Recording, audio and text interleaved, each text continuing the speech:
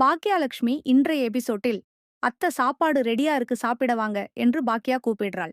அதற்கு ஈஸ்வரி எனக்கு சாப்பாடு வேணாம் பசிக்கல என்றார்.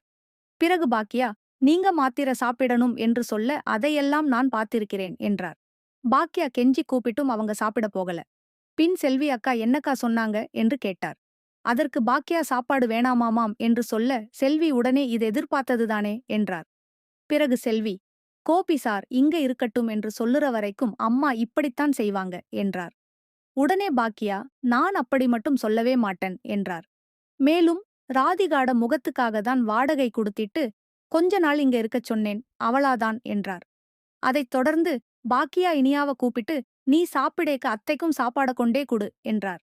பின்னர் ரெஸ்டாரண்ட்ல போய் பாக்கியா தன் வேலைய செய்யத் தொடங்கிறா. பிறகு பாக்கியா தன் போனை எடுத்து இனியாக்கு கால் எடுக்கிறா. அந்த நேரம் பார்த்து இனியா ஆகாஷோட கதைச்சிட்டு இருக்காள். அதனை அடுத்து கோபி ஈஸ்வரிக்கு சாப்பாடு போட்டு கொடுத்துக் கொண்டிருக்கிறார்.